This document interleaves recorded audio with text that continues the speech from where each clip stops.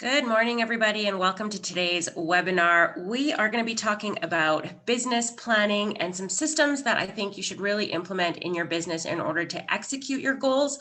So for those of you who don't know me, my name is Jane Stevens. I'm the training manager here at Zolo. We did a similar webinar at the end of the year, so we did one last month, but you know what? We are ramping up. A lot of us are getting started now, so I thought it would be a good idea to do it again. So similar to what we did last month, but a little bit different now that we're actually up and running in 2021.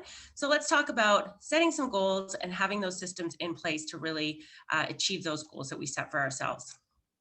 All right, so we're going to be talking about a few things today. Let me just admit everybody into the webinar. So we're going to be talking about what you did, or I'm going to ask that you think about what you did last year, what worked, what didn't. We were definitely thrown some curveballs last year. So taking a look and yes, looking at what worked and what didn't. What did you accomplish? What were you hoping to accomplish? And what were the steps that you implemented? As I said, last year was a crazy year and we were thrown some curveballs, and maybe you implemented something a little bit differently that worked.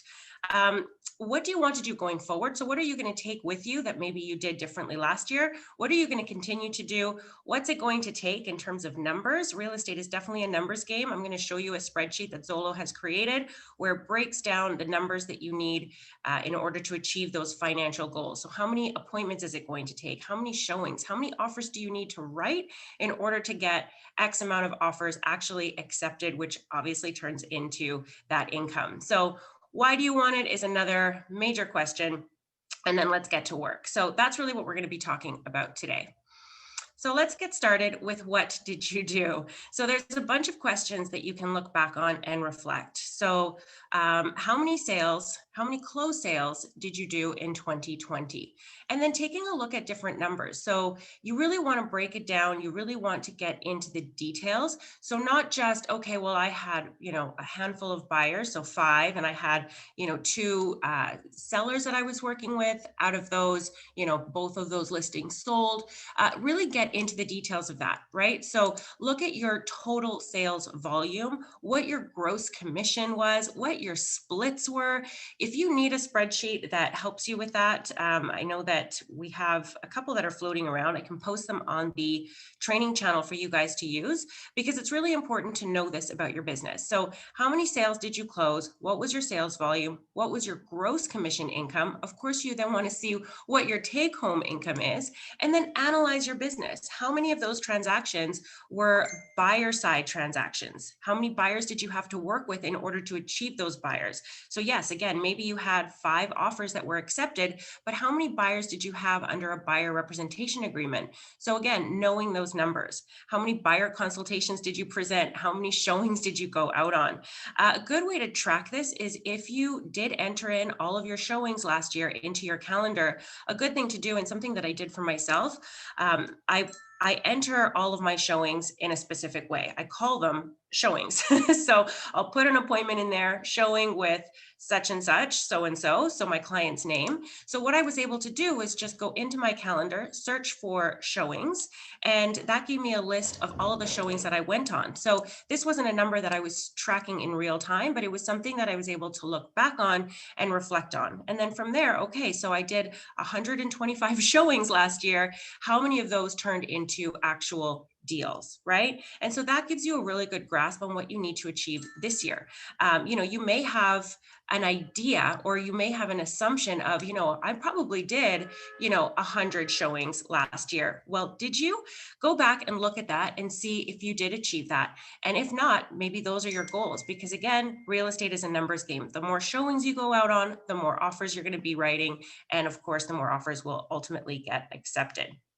So similar to that, how many listings did you sell? How many listing presentations did you go on? Out of those listings that you took, how many sold? So really, again, getting into the details and knowing how many listing appointments you have to conduct this year in order to achieve similar or better results. And if your answer to this was 0, I didn't go on any listing appointments, then that's something that maybe you want to think about as well. So how am I going to generate these listing presentations? Do I need to talk to buyers about whether or not they have something to sell. Is that a conversation I've even been having? So again, really analyzing what you did last year so that you can repeat that and improve it for 2021. So really analyzing, what did you do? All right.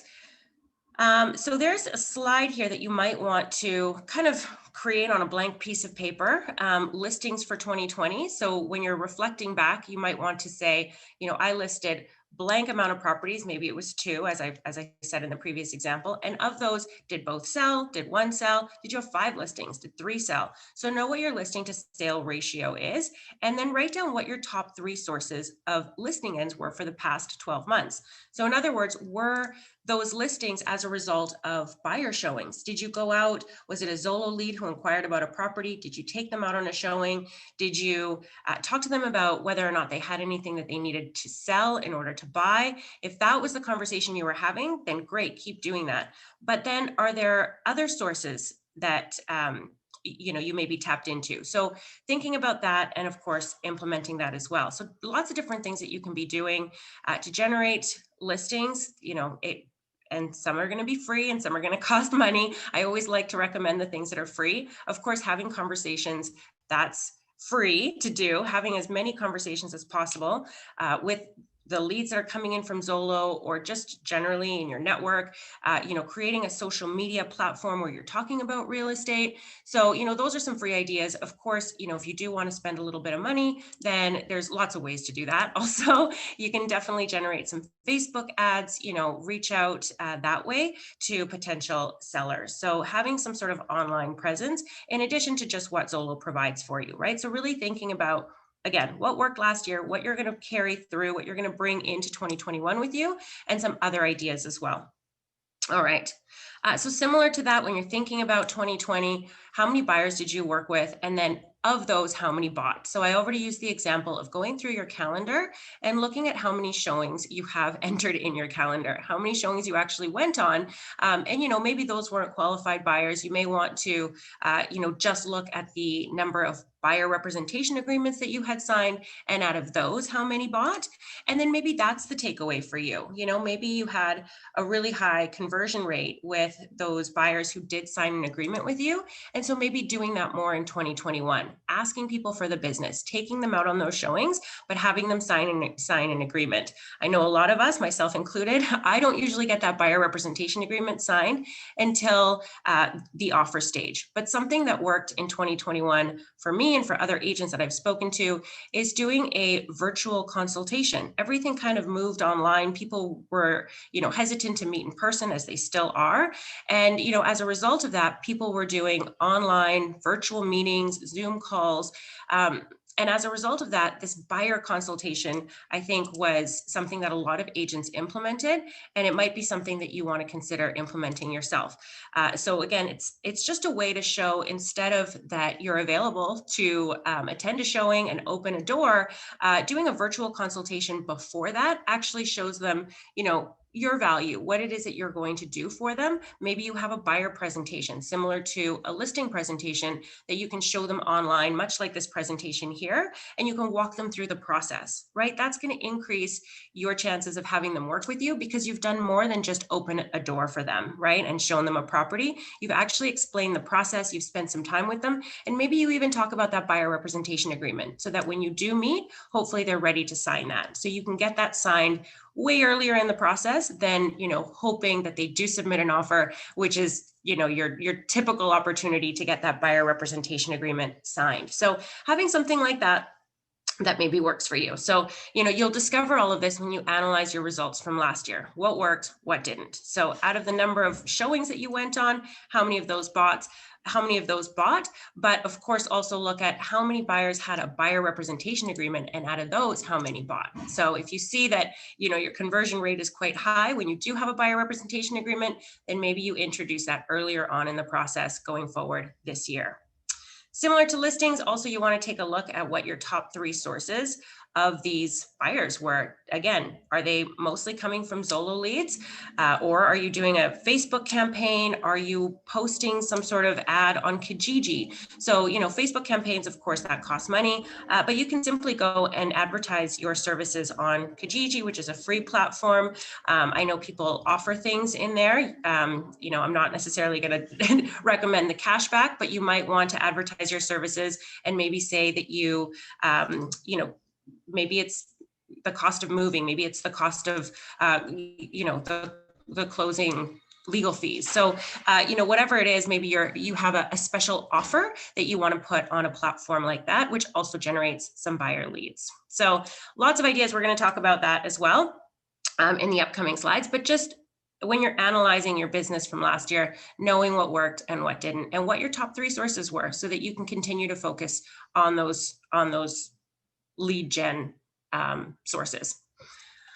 All right, so also analyzing how many buyers you had versus how many sellers. So how many listings did you sell? How many buyers did you sell? So just understanding your business. Are you really a buyer's agent? Are you a listing agent? Are you a combination of both? What do you prefer? Some people don't like doing listings. Some people prefer the buyer experience, whereas others, focus on listings because, of course, as a result of having a listing, you're going to get buyers. So, you post that you've got that up on the MLS system. It goes on Realtor.ca. And then buyers are inquiring directly to you about that property. It generates buyers. Even if you're not, selling that particular property to that particular buyer, hopefully you're able to earn their trust, earn their business, and move forward with those buyers from that lead source. So definitely, there's an expression or a saying in real estate, list to last. So if you don't have any listings or haven't really focused on that part of your business, then maybe focusing on that this year going forward, because as a result of those listings, as I said, buyers will come. So knowing what happened in 2020, the percentages of your business, how many sellers did you work with, how many buyers, and what percentage was it? Did you work with 90% buyers and only 10% sellers, or is it 50-50? So just knowing where you are, knowing what you want to tweak so that you can move forward with a better understanding of your business in 2021. So yeah, as I already said, what worked, what didn't, before COVID, during COVID, now, what is working and what isn't. I already mentioned the virtual consultation, I think, which is just a great example of, people pivoting in their businesses last year, and doing things differently. So if you have anything that worked for you, something that you want to share, I'd love to hear it. But maybe that's something that you continue to implement in your business going forward.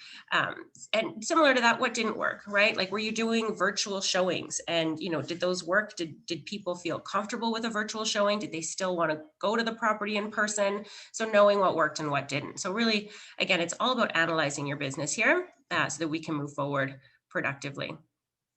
So evaluating your efforts. This is a great thing to do. How often did you actively search for new business prospects? Now, I know here at Zolo, we're so lucky. We have leads sent to our CRM every day. We're notified on our phone. We're so lucky that, we don't have to do anything but join Zolo in order for those leads to come into our CRM. And of course, you want to be engaging with them and managing them properly. But for a lot of us, I know that may be the only source of business. What else did you do outside of that? What prospecting activities did you do? Again, going back to the social media idea, again, that's a free platform. You can create a Facebook business page, and maybe you have contests or giveaways, again, things that don't cost a lot of money, but something that, maybe you're aligning yourself with another similar type of business. You can cross promote each other's businesses. So there are some prospecting activities that you can do outside of the Zolo system that obviously generates business. So did you do any of those? And what were they? What worked and what didn't? And did you have a marketing budget? I know a lot of agents will, take a certain percentage of their commission check and put it towards marketing. Did you do that? How much was it? What worked, what didn't? So really evaluating your efforts and seeing, what you can continue to do in 2021. So So this is what I wanted to get to. So there are a lot of ways to promote yourself. I've already sort of mentioned a couple. I won't go through all of these, but these are just some good ideas to take with you. You want to target people, of course, like you. If you have a hobby or an interest, you're going to surround yourself with people like that.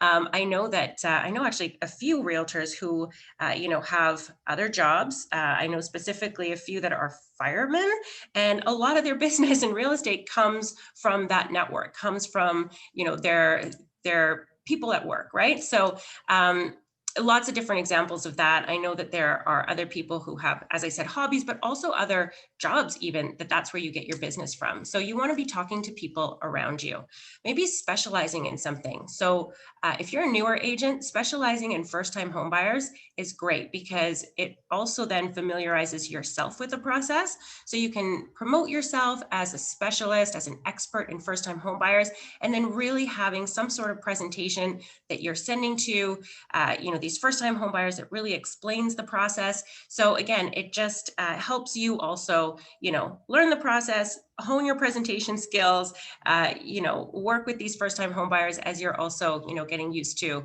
writing offers, submitting offers, and just walking them through the process. So specialize in something. I know there's lots of people who specialize in condos, for example, and that's all they focus on. So lots of different things that you can do to specialize. Senior citizens also, that's another niche. So there's lots of ideas out there. And if you're struggling to think of, what you could possibly specialize in, there's a ton of ideas on the internet, right? So Google away, but definitely, specializing in something helps you also know your audience, right? And how to promote yourself. Concentrating on a professional group, I mentioned, my firefighter real estate friends.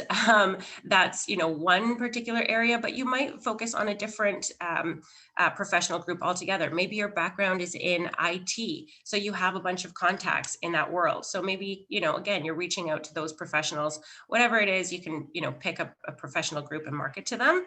Or focus on specific markets. That could be area related. Maybe you start with, a few streets over from where you live and you expand slowly from there. Focusing on specific markets and, door knocking is free, dropping off flyers is free. But of course, direct mail is probably one of the priciest things you can do. And it's something that you must do consistently. So it's not just something that you can do 1 month, you blast a neighborhood and then you hope for some response. It does take a lot of time and effort. So, start with a small area and, again, hone that skill, see what it is that your flyers need to say in order for you to get a response. So lots of different ideas here. I'm just going to jump through some of these, but definitely creating a mailing list. So again, we're so fortunate here at Zolo. We have leads coming into our CRM every single day. Keep track of who you're talking to. Have a goal for yourself. Maybe you're going to do 10 conversations every day and you're adding those 10 emails to your database. That's going to add up really quickly. If you have 10 emails that you're adding every single day to your database, which can be, again, just an Excel spreadsheet to start. Again, I always like to recommend the free option. You can literally have columns with, the name of the person you spoke to, their phone number, their email address, hopefully also where they're looking and what their price point is, so that, if you find out about a listing that, a colleague of yours here at Zolo is going to be listing soon, but it's not on MLS, you can reach out to them.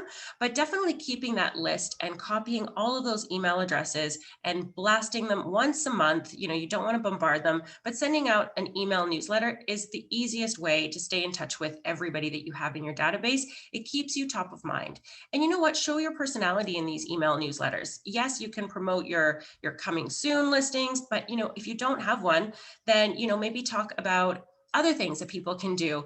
Right now there's an opportunity if you have lots of families that you've spoken to, maybe you like to cook, maybe you put in recipes, maybe you talk about some homeschooling activities, whatever it is. It doesn't have to be all real estate specific. It can be of interest. Maybe you're highlighting a local business that, right now, small businesses need all of our support. So maybe you highlight one every month, right? And you write a review maybe about that particular business. So lots of ideas, but, definitely create something where you are reaching out on a monthly basis. Again, make it interesting so people actually open it, they read it, they enjoy it, they look forward to it. And again, as I said, we have the opportunity here where we get emails sent to us every day. So very easy to start building that database. Partnerships, definitely. I mean, if you have a mortgage agent, I know some realtors here have mortgage agents who return the favor, right? A lot of time mortgage agents contact us for our referrals, but maybe you have a mortgage agent who also sends you referrals. So definitely form a partnership. That's a great way to promote yourself and generate business. The other one is the seasonal gifts. So if you've been in the business for any amount of time, you've probably heard the term pop buys. And you can go on Pinterest and you'll get a bunch of ideas on what to do for pop buys, which are basically little gifts that you might want to deliver to your clients seasonally. So again, in addition to that email newsletter that you're sending all the time, maybe you're dropping off pumpkins at Halloween or poinsettias at Christmas time. So there's lots of ideas on Pinterest, certainly, that you can take away from, but it's, again, a really great way to stay top of mind. People will appreciate it. And you know what? The best gift is often referrals. So definitely something to keep in mind. A lot of people swear by handwritten notes. So if that's not something that you're doing, thank you notes, anniversary cards. So, of course, we find people homes, right? And, if you get them into their home on July 1st, then why not send out an anniversary card? Maybe again, a little gift that you do for your 1-year anniversary, 2-year anniversary, send out. So definitely handwritten notes. I know a lot of people swear by them. And so yeah, something to implement as well. What else do we have? Yeah, lots of entertainment opportunities. I mean, not so much right now. That's probably a little bit tricky, but presentations, listing presentations, buyer presentations. As I said, I think, even when we're brand new to real estate, we all start with, we've got to have a listing presentation, but chances are you're going to be working with buyers more than sellers, at least at the beginning. So why not have a really great buyer's presentation implemented that explains the process? Maybe it's part of your process that when you speak to a Zolo agent, you follow up, or sorry, not a Zolo agent, a Zolo lead, that you follow up with an email, you attach this buyer presentation, you're attaching the forms that they're going to need to become familiar with, so that when you do get to the offer stage with them, they're not looking at these forms for the very first time, right? It's going to delay their signature because they have to read all of these documents, which they haven't seen before. So a good idea to prepare your clients with a buyer presentation that includes these forms, these explained forms, so that if they do have questions, you can talk about it. Definitely, I mean, last but not least, I'll end it with this, asking for referrals at the end of a transaction, and maybe even sending a questionnaire after closing. So some sort of, feedback, requesting, what did you love? What could I have improved on? Because at the end of the day, if you survey your clients, you're going to get a lot of information, and, hopefully, there is something that you take away from that, something that you can implement that maybe you hadn't thought of, but your clients, might recommend. So, that's kind of a nice little thing to do at the end of a closing, but make sure, I know we talk about this all the time, when they're the happiest, when you have that accepted offer, make sure that you've implemented, a request for a review. That's really how other people are going to find you on the internet. If they see that you're a Zolo agent and they Google you and you don't have a website and you don't have a Facebook page and you don't have a Google business and you don't have any stars, that's not going to make them feel all warm and fuzzy. So make sure that, in addition to asking for maybe a questionnaire after closing, you're also asking for reviews when you have that accepted offer, so that when people, new people are attracted to you through the Zolo website and are searching for you and trying to find information, you have some great reviews, some glowing testimonials. Really make that a part of your business going forward, if that's not already a thing you're doing. All right, let's talk about, what do you want? So how much money? Yes, sometimes it's about money. Sometimes it's, more than that. Sometimes we're going to talk about having a why, but really breaking down the dollars and cents, right? So that you know what you need to do in order to achieve that. So finding out what it is that you want and what it's going to take. So let's just use simple math here. So how many closings would you need to do in order to achieve, let's say, $100,000 per year? If we're going to assume that the average commission is $10,000, obviously you need 10 transactions. You can tell that I'm really great at math. I'm using really simple math here. But the takeaway here is just know what your average commission is, how many transactions you need to do in order to achieve that annual goal. But I like the idea of breaking it up into quarters. If, again, you're not already doing that, what do you need to do this quarter, right? Are you planning on taking a month off in the summer? Then, account for that now. So maybe you have to make a little bit more this quarter, next quarter, so that you can enjoy the summer without having to worry about sales, right? You've already achieved your goals and you've planned to take that month off. And yeah, you've achieved the goals earlier on in the year in order to allow you to do that. So what's it going to take? What do you need to do in the first quarter, second quarter, third quarter, and fourth? So that's, again, taking a look at something like this where you can jot down maybe in a notebook. Definitely, I like the idea of having all of this information, on one piece of paper, something that you can post, something that you can look at, and something that you can use for sort of a one-page business plan. So know what your average sale price is in whatever area it is that you work in. I created this slide a while ago, so this is probably not true anymore, but again, 800,000, let's say, is the average sale price in your area. What's the average commission and what's your net commission? So, taking into account also the Zolo leads that you're going to do and the personal leads that hopefully you're also going to do this year because you are promoting yourself outside of just the Zolo CRM.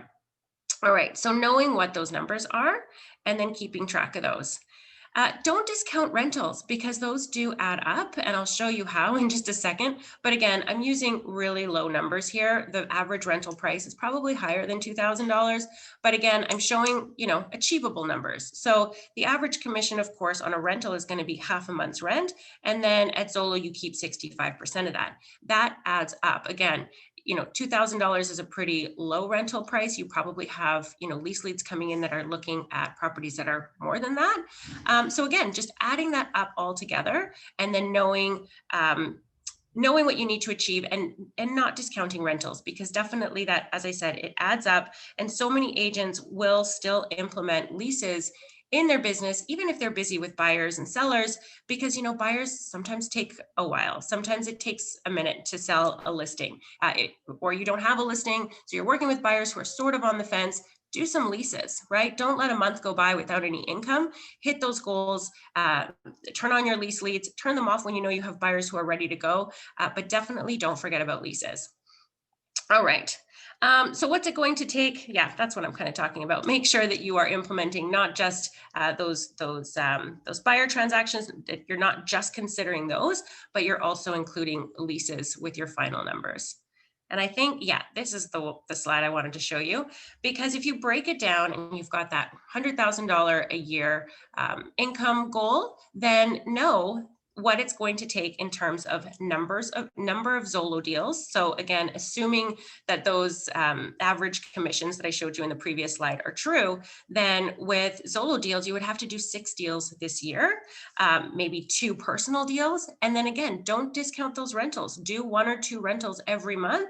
And there you go. You add that up and there's your $100,000. That sounds achievable, I think. 6 deals a year. 2 personal deals. Do you think you can get 2 personal clients in addition to the Zolo deals that are coming in?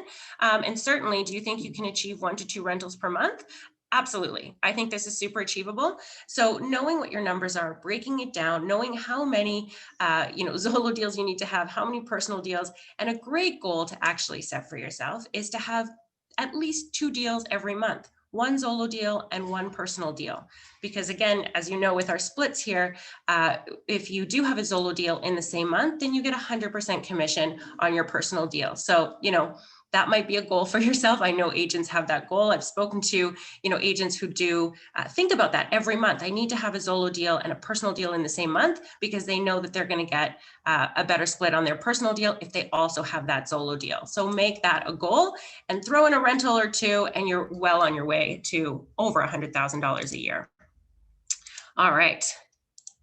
And if not, yeah, so I'm getting a comment. What happens if you don't? Well, then maybe you increase your efforts on the personal side. This is just a breakdown of what could happen. But yes, of course, every year, things don't go exactly as planned. These are our goals. These are the metrics that we're going to put up on the wall and look at every day and what we're going to strive for. But you're right. What if you don't have a Zolo deal that particular month?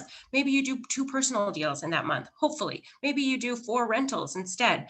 The idea here is just to keep going, because what ends up happening is if you work, then it will translate into these deals. And I know I've spoken to so many of you, so many Zolo agents who may not have had a Zolo deal in month 1 or month 2, and then suddenly they have 3 closings or 4 closings, buyer transactions all in 1 month. If you're doing the work, it does add up. So I'm not breaking this down in terms of per month. That's why I'm saying, I think it's achievable to have 6 Zolo deals in the year. But, if you do 5, if you do 7, maybe you do 3 or 4 personal deals. The key is to be consistent every day and to be working towards these metrics, knowing what you need to do, because it will translate into these deals. So I'm going to give you that Zolo spreadsheet that's been created so that if you do have this goal, if you are waking up every day and you're calling your leads back and you're having goals of, 10 conversations, whether it's a Zolo lead or another lead, you're having 10 conversations every day with new people about real estate, you're adding people to your database, to your email newsletters that you're going to send out, and your end goal at the end of the day, or, at the end of your admin hour that you've set aside for yourself every day, is to schedule 2 appointments. There is no doubt that you will hit these numbers. Whether they look a little bit different or not, that's something else. But definitely, if you do those consistent tasks every day, it will translate into deals. All right. Yeah, so if you have questions about your splits, definitely, yes, you need to know what your splits are, because at the end of the day, you want to be keeping track of your gross commission, but then your net commission. So again, having that goal of a Zolo deal and a personal deal in the same month is a great goal to have, so that you get 100% of your personal deal commission. Otherwise, if you don't, then yes, there's a different split. So just know what those are, know what you're hitting, know what you're trying to achieve. So yeah, your splits are actually in your CRM as well. If you wanted to take a look at that, it's right on your dashboard. You have the toolbar up at the top, and there's the drop-down menu under tools, which gives you the splits. I think that's your very first option there. All right. Yeah, okay. Yeah, if you guys want my contact information, I will put it in the chat for you guys. And yeah, you can reach out to me anytime, and I'm happy to discuss your goals with you. You can reach out to your growth manager, maybe set up some accountability sessions, like this is what I'm doing. Maybe you even partner up with another Zolo agent, and you cheer each other on. It's so important to have support. Here at Zolo, you have your growth managers. And yeah, if you wanted to set up a monthly call with your growth manager, I think that's a great idea to stay accountable. All right.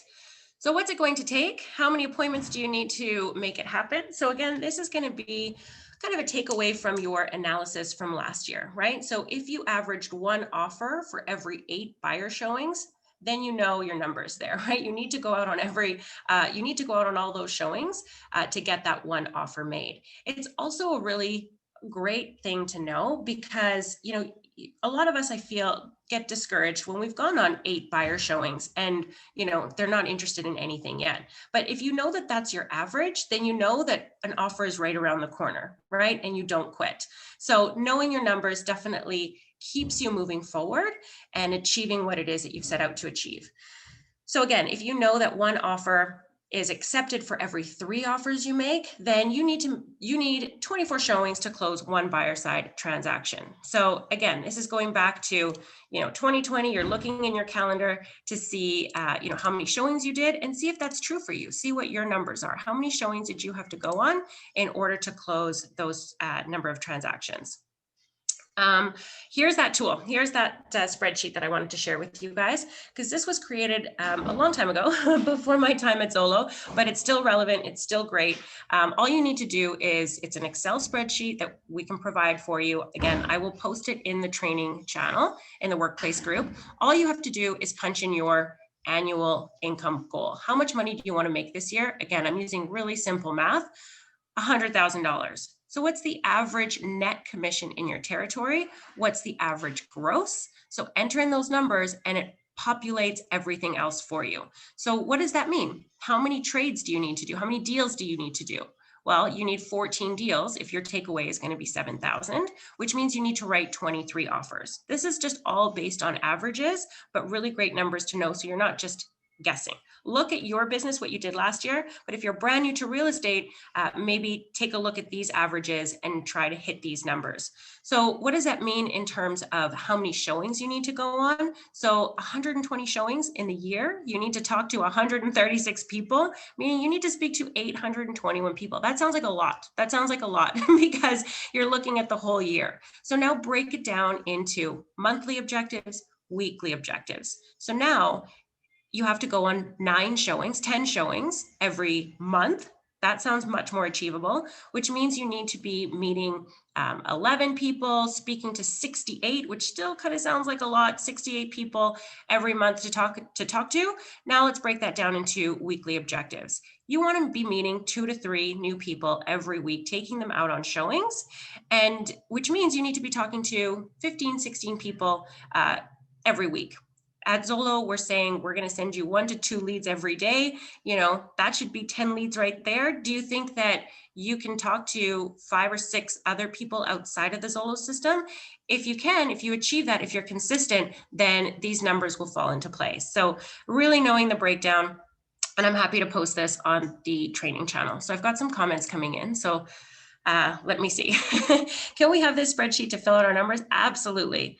I agree. As soon as one house is available, everyone is bidding on one house. One house in Georgetown had 25 offers, averaged 15 offers the last few days. There isn't enough inventory.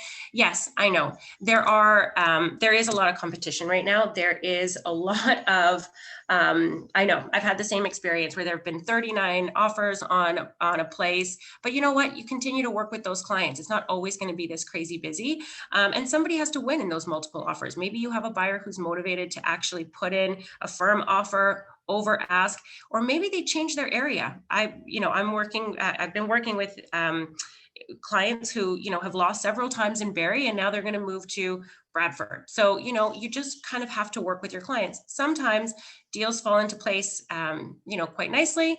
And other times it does take a little bit more effort. There's a little bit of competition right now. I know it's crazy, but don't give up. If it's not a buyer transaction that's falling into place right now or coming together, then this is maybe where you pick up those lease leads. Those are a little bit easier to close. So, just be creative, think outside the box, don't get discouraged. And people are asking about this spreadsheet.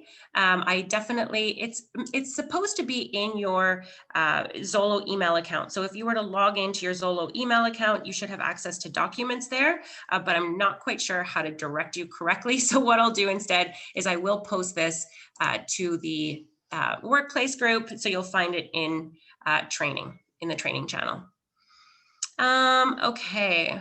That's what happened to my client. They went to Barrie and bought new construction. Yeah, absolutely. So, new construction is an opportunity. You can also assist with that.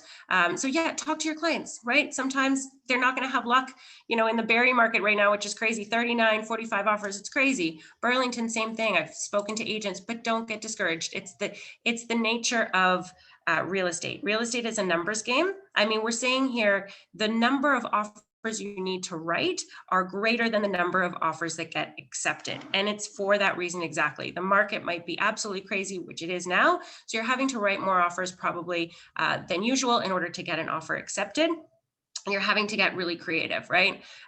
Over ask, firm, whatever it is. It's a little bit tricky right now, but that doesn't mean that it's not going to happen. So continue working with people, with buyers who aren't afraid of the multiple offer situation. And if they are, maybe they wait, right? Maybe they wait until the next quarter. And in the meantime, you do some leases. Again, just, don't get discouraged. It's a numbers game. Keep going, keep at it. And, hopefully the spreadsheet breaks it down for you so that you're not feeling discouraged. All right. All right, so why do you want it? So this is, going to be different for everybody. So, definitely think about what your why is, because this really gets you thinking. It really, as it says here, it puts emotion into the numbers, right? So yes, when we're dealing with those multiple offers and we're up at 10 p.m. negotiating an offer that, later falls through because of inspection or financing, whatever the situation is, stay focused on the numbers of what you need to do and the amount of showings that you need to go on, the amount of offers that you need to go on, but then also your why. Why are you doing this, right? We are also so fortunate, not only here at Zolo, that we do get all these leads, all these opportunities, but at the end of the day, it's also really great income. If you're consistent and you stick with it, it's a great living. And have your why. What is it that you want to provide to your family, for yourself? Know what that is and have that up on your vision board, along with that one-page business plan, so that you can look at it every day and be reminded of why you're doing this. All right. Okay, so developers don't give commission to agents. There are some, you're right, that don't, but there are some that do. They will cooperate with agents. So, just inquire if they are cooperating. What do you tell a client that has low budget and they only want certain areas? Yeah, I mean, sometimes you have to be your client's reality check, and you might need to tell them that they're not going to get, a 3-bedroom detached home for $600,000 in wherever it is that they're hoping, right? You're going to have to be their reality check.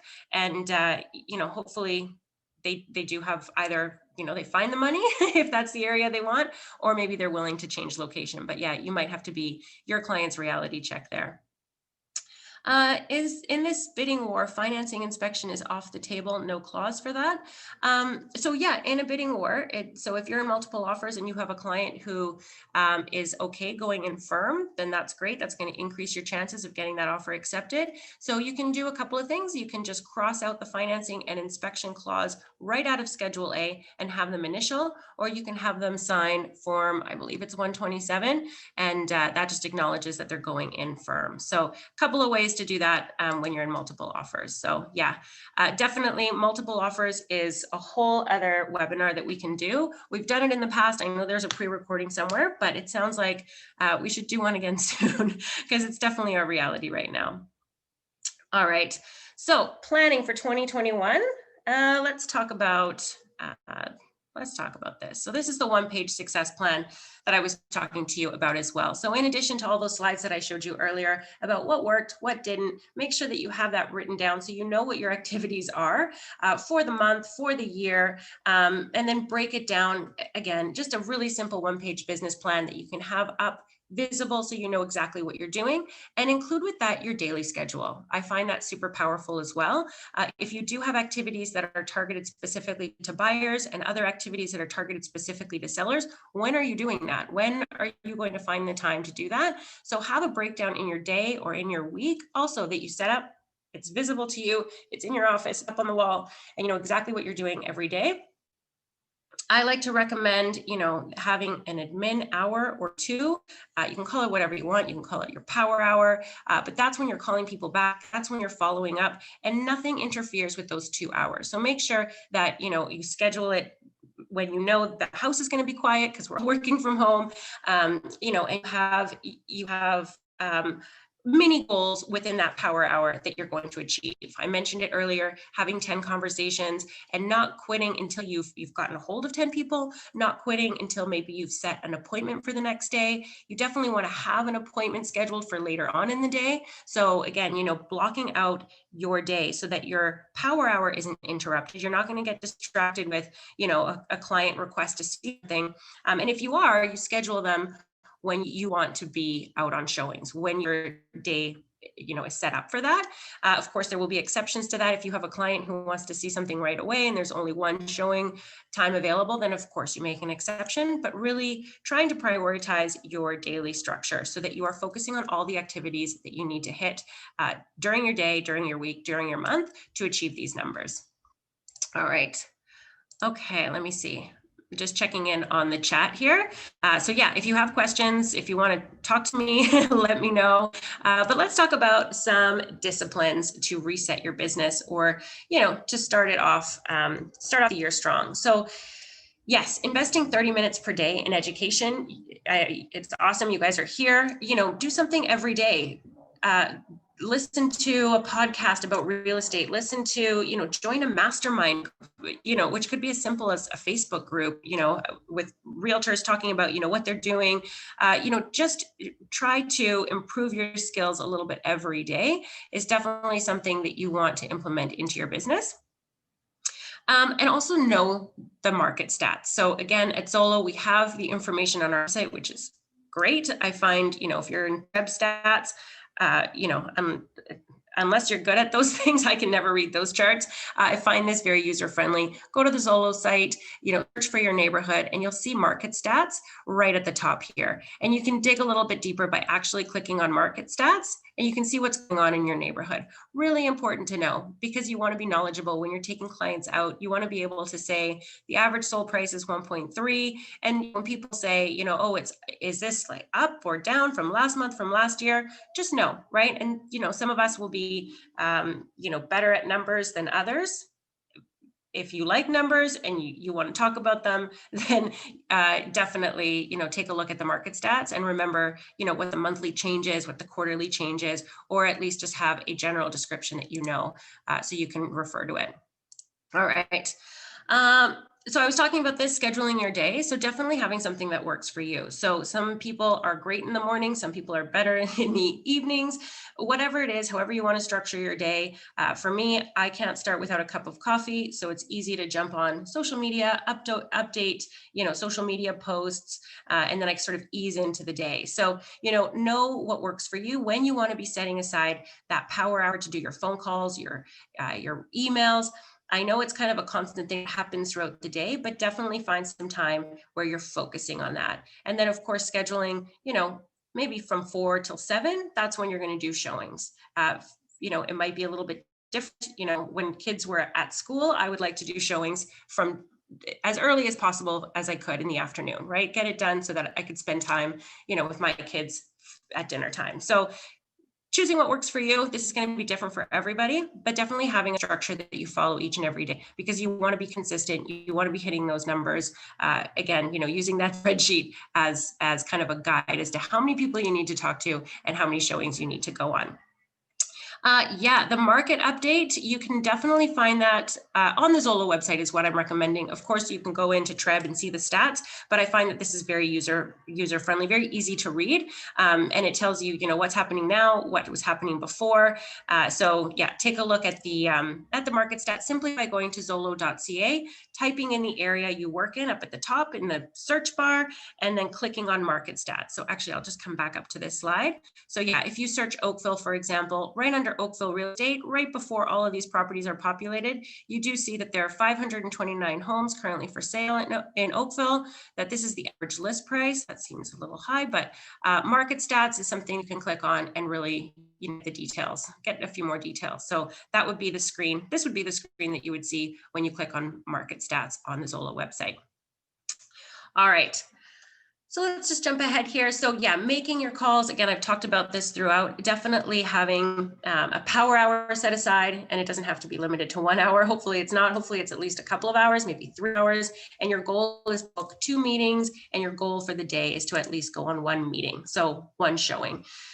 Just having targets for yourself, and you don't quit that power hour until you've booked 2 showings for tomorrow, later on in the week. Again, real estate is a numbers game. If you're consistent with it, it will translate into those deals. Follow-up 0. This is another great thing to keep in mind. So in the Zolo CRM, we have the ability to enter notes when we are updating activities with particular leads, and of course also schedule a follow-up. Make sure that you are hitting all of your follow-ups. I do recommend having a CRM or an Excel spreadsheet, again, where you can keep track of who you've spoken to and when you need to follow up with them again. And make sure that you're doing that consistently every day, because at the end of the day, this is going to make people feel really important. You're thinking about them, you're following up. Maybe they inquired about a property that was sold conditionally. Call them when that condition is set to expire. Let them know, did it firm up? Did it fail? So there's lots of reasons that you can follow up with people. But of course, you want to schedule that in your calendar. You can use the Zolo CRM to help you with this. You'll see your follow-ups right on your dashboard. And follow-up 0, meaning do all your follow-ups, make sure that you're not forgetting, you're not skipping it for a couple of days, because then people fall through the cracks. And all of that work that you did to have these conversations, if you're not following up with people, then they're going to forget about you. So you don't want to drop the ball with the follow-up. So make sure that you are setting follow-ups and you're actually doing them. All right. How are we doing? I think I have a question here about finding something, not sure what you're looking for. What's the best marketing tool for realtors that we can use? Oh, that's a good question. Marketing tool. Well, you know what? Actually, I'm going to recommend something that's free. I like Canva. So you can go into Canva and you can design your own templates for, just listed, just sold. And maybe this is where you go, you have a little bit of fun with this and you create your social media posts. I also subscribe to a website that I recently found. It's called Agent Crate. It does cost $20 a month, $25 a month. And they have sort of posts that they will do for you, but I subscribe to them because it kind of gives me inspiration in terms of what to post on social media. Yeah, I'll share that with you guys, agentcrate.com. But even, sticking to free advice, go on Pinterest, follow other realtors, follow them on Instagram, see what they're posting about, just get inspired. And again, maybe that's something that you add into your weekly, daily schedule, right? On Monday, I'm going to post about mortgages. On Tuesday, I'm going to have a tip. On Wednesday, I'm going to talk about wine. It doesn't have to all be real estate, but just know that every day you have some sort of a plan and you can go to Canva, you can create something. So it's got a nice picture. You can upload that to your social media. Again, that's something I do with my coffee in the morning because I find it kind of fun to do. And so yeah, it's a good free marketing tool. Breakthrough Broker is another one that you can go to because they have a bunch of templates. So flyers that you want to download. What else? Flyers, listing presentations, buyer presentations, roadmaps. So Breakthrough Broker is another one that I recommend. And that's a good marketing tool because all of their templates are free. So hopefully that answers your question. If you guys have other ideas that I haven't mentioned, please let me know. Can you share a list of sites for social media marketing content such as Agent Crate, Canva? Yeah, let me write that down. So I don't have a list, but yeah, I can definitely recommend some stuff and post it maybe on the workplace channel. I think actually, I don't know if I have time for the rest of this, the 10 systems, but to talk about some social media stuff in here. Let's just kind of get through this. A great system to have in place. I recommended at least having an Excel spreadsheet because it's free. But if you are ready to, maybe invest a little bit of money, Exact Contact is something that I would recommend because in Exact Contact, not only are you keeping track of all of your contacts, but you can create an email newsletter directly from there. So you're not having to also invest in MailChimp or those other platforms. Exact Contact is kind of an all-in-one. And in fact, you even have a website hosted with them. So exactly $1 a month. So if you don't have a CRM already implemented, maybe that's a good place to go. And they also have marketing stuff in there. I haven't used their marketing platform, so I don't know too much about it, but definitely go to Exact Contact and explore that. The Excel spreadsheet that I talked about before, this is just kind of a sample of a very simple one that you can create. The date that they inquired, maybe you have a column for a follow-up date, and then just information about who they are, how to contact them, what their budget is, what area they're looking in. Because again, the example that I used earlier, you're going to have so many conversations. It's going to be hard to just remember everybody off the top of your head. So if you're in the workplace group and you see somebody's posting listing that's coming soon, and you know that you spoke to somebody who was looking for something in that area, in that price point, how in the world are you going to remember who they are? Have an Excel spreadsheet at the very least. Even in addition, even if you do have a CRM that you've implemented, this is just a simple, really simple tool to use. So have an Excel spreadsheet keeping track of who you've spoken to. And then maybe instead of notes over here, you have the client's URL in the Zolo system, because that's really where you're going to be entering all of your notes and all of your activities.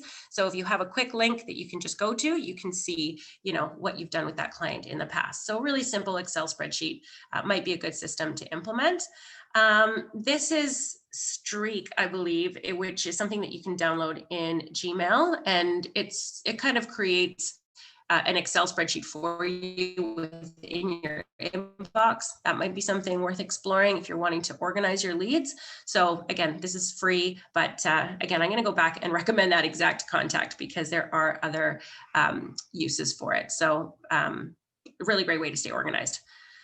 Yeah, the email marketing system that you want to have in place. Again, I'm going to go back and keep recommending Exact Contact because, you know, MailChimp or iContact, those are email marketing platforms that if you are keeping track of all of your leads in an Excel spreadsheet, then you want to copy and paste all those emails into some sort of platform where you can email a bunch of people, right? You can email hundreds of people. So these come at a cost as well. So again, if you have Exact Contact in place, you won't have to pay for this in addition to your database, to your CRM. So it's an all-in-one, as I said. Social media management. So this is kind of what I wanted to get to since there were questions about it. You know, having a list of what works. Again, you know, there are things that are free. There are things that can cost money. There's lots of companies out there that will post for you on social media. But honestly, I've done that in the past. I can say that, you know, been there, done that. And, you know, I think it was costly. And I found that my content was exactly the same as all of the other realtors that I was friends with on Facebook.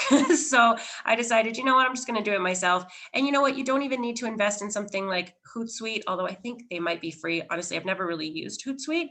But if you're posting on Facebook, you can use their publishing tools, which are free, and you can schedule your posts. So again, you can sit down on a Monday morning or maybe, you know, whatever, downtime over the weekend, create some social media posts and have them scheduled to post throughout the week. So it looks like you're doing it every day, but you're really not. You just took an hour out of your time and you scheduled them.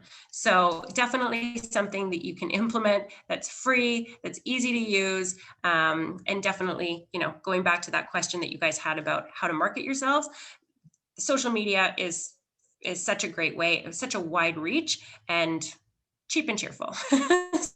So definitely, you know, create your own. And these are some that, again, you know, inspired by Agent Crate. These are some ideas.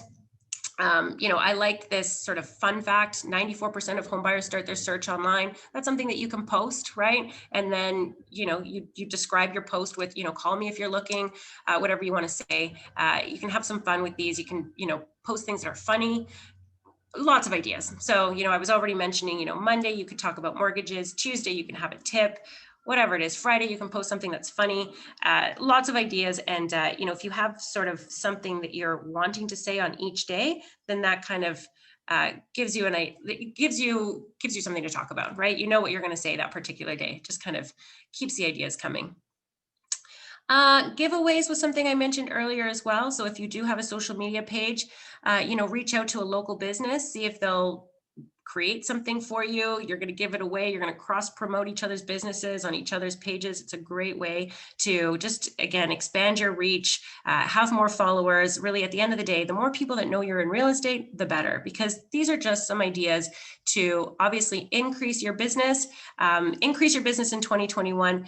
Outside of just relying on the Zolo leads. So lots of different ways to be creative, have fun with this, and you know, generate more business and hit those goals. Yeah, so lead gen, I've talked about that, you know, with the Zolo site, and then yeah, just having some other ideas outside. Here's an idea, borrowed listings. Again, this is something that you can do that's free. You can go into your Treb search and you can look for properties that the listing agent has allowed other agents to advertise.